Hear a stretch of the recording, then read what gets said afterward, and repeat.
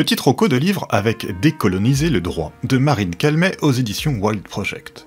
L'ouvrage est constitué d'un entretien réalisé par Marin Schaffner, de ses éditions, avec Marine Calmet, avocate ayant défendu la cause des peuples autochtones contre le projet minier Montagne d'Or en Guyane. Il revient sur le droit comme outil colonial de prédation et d'appropriation des terres, ainsi que de domination des groupes humains qui y vivent.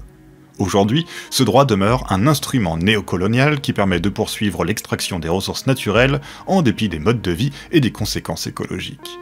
Décoloniser le droit implique donc de défaire l'idéologie de la propriété individuelle pour repenser les biens collectifs. Et c'est dans cette perspective qu'on peut élaborer un droit d'autodétermination qui assure l'égalité entre les êtres humains et la cohabitation avec le reste du vivant et la nature dans son ensemble.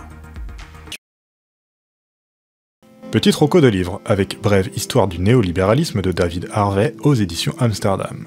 Le livre du géographe marxiste est ici réédité au format poche. Dans la diversité des approches sur l'étude du néolibéralisme, Harvey propose une synthèse utile et accessible qui revient sur la genèse de l'État néolibéral et de son expansion dans les années 1970 et 80. Harvey souligne la dimension impérialiste et territoriale du néolibéralisme qui tend à étendre la logique du marché en utilisant les moyens de l'État.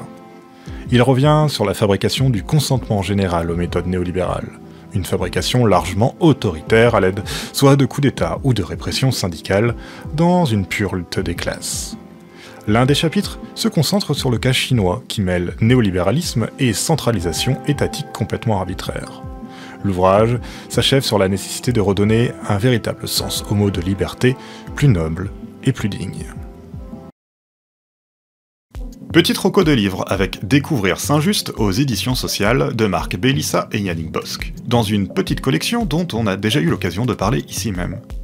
Le livre est constitué d'extraits de textes commentés, pour relire, voire plutôt lire même, Saint-Just, au-delà des légendes noires sur celui que Michelet nomme l'archange de la terreur. Condamné et mort à 26 ans, proche de Robespierre, brillant orateur et plus jeune élu à la Convention nationale chez les montagnards, Saint-Just est un théoricien incontournable de la Révolution française et de la pensée républicaine dans une perspective radicalement démocratique. L'ouvrage revient notamment sur la notion cosmopolitique de la patrie de Saint-Just comme amour des lois et de l'égalité sans égard au sol où elle se déploie. Ou encore sur les interprétations des enjeux de la citation la plus célèbre du révolutionnaire « Le bonheur est une idée neuve en Europe ». Enfin, c'est Saint-Just, comme chez Robespierre, on voit que la République et la démocratie sont indissociables et elles emmènent avec elles l'égalité politique et sociale. Petit troco de livre avec La science politique de Florence Hegel aux presses de Sciences Po. L'ouvrage est issu d'un cours d'introduction à la science politique de l'autrice. Avec de nombreux encadrés et une maquette riche en photos, tableaux ou illustrations, il parcourt une multitude de sujets comme ceux de l'État, de la nation, de la démocratie ou de la sociabilisation politique. On pourra retenir un très utile chapitre sur la distinction entre régime autoritaire et totalitaire, sans oublier un indispensable chapitre introductif sur l'histoire et la définition de ce que peut être une science politique.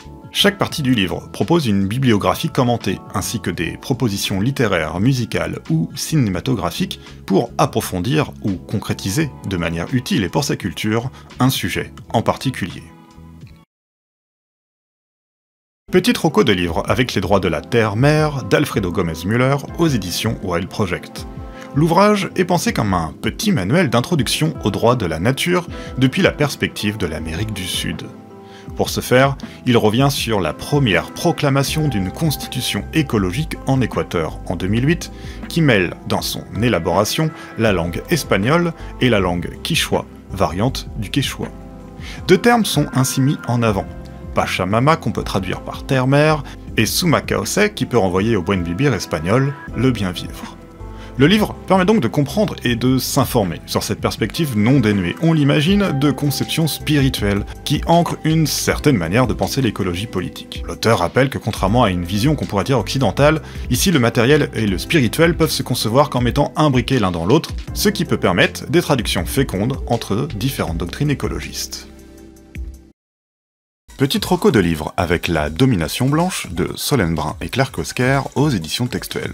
Cet ouvrage très utile permet de revenir sur de nombreuses distinctions conceptuelles pour mieux comprendre comment fonctionne le rapport social et racial qui favorise les populations construites historiquement comme blanches. Le livre s'attarde sur le concept de privilège blanc comme porte d'entrée non dénuée d'utilité, mais comme assez inadéquat, théoriquement parlant, pour décrire un phénomène que rendent mieux les concepts de domination ou de socialisation blanche. La domination blanche n'est pas une affaire strictement individuelle, mais un processus historique et socialement relationnel qui structure les sociétés contemporaines en guidant les perceptions, les jugements de valeur et des comportements plus ou moins conscients. La blanchité relève notamment d'une forme d'invisibilité qui fait dénier ou relativiser à ceux et celles qui occupent cette position l'existence de rapports sociaux racistes. Petite roco de livre avec Foreverism de Grafton Tanner aux éditions Façonnage. Un livre court mais stimulant pour analyser le monde capitaliste des dernières années. À l'heure des reboots et des remakes incessants, des archivages numériques, des logiciels sous IA qui font reparler les morts, le passé refait surface continuellement. C'est le Foreverism. C'est la persistance du passé dans le présent pour faire disparaître la nostalgie. Le sentiment de manque doit disparaître et le regret est à proscrire. Les histoires ne sont pas terminées, le présent doit être éternel, sans fin. Il s'agit de réadapter continuellement le passé dans la perspective du présent, un passé rajeuni et remis au goût du jour. Ce mécanisme de foreverisation apparaît pour l'auteur comme une nouvelle manière pour le capitalisme de produire du profit. Si la nostalgie peut provoquer une baisse de la rentabilité, faire regretter le passé, alors on ne fait plus rien ou pas grand-chose. Mais si on préserve sous un nouveau jour le passé dans le présent, on garde le hamster dans la roue et la course se poursuit indéfiniment. Les politiques réactionnaires fonctionnent avec le même principe. Jouer sur la nostalgie pour la faire disparaître, ramener le passé dans le présent pour rajeunir les vieilles habitudes de domination. La foreverisation du monde apparaît donc comme dangereuse, que ce soit psychologiquement, en défaisant des émotions essentielles, ou bien sûr, politiquement. Petite roco de livre avec Critique de la raison décoloniale, un livre collectif paru récemment aux éditions L'Échappée.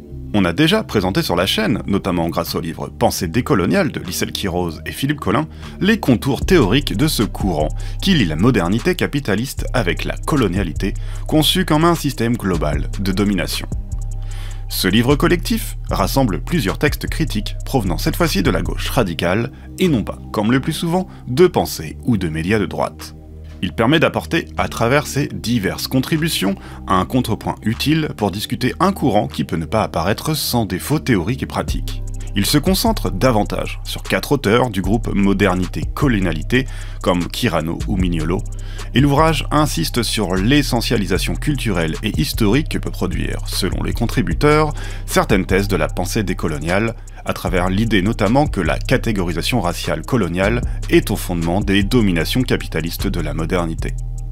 Apparaît également l'idée que les pensées décoloniales n'ont pas le monopole théorique et pratique de l'anticolonialisme et qu'au final, il s'agirait aussi de les décoloniser elles-mêmes.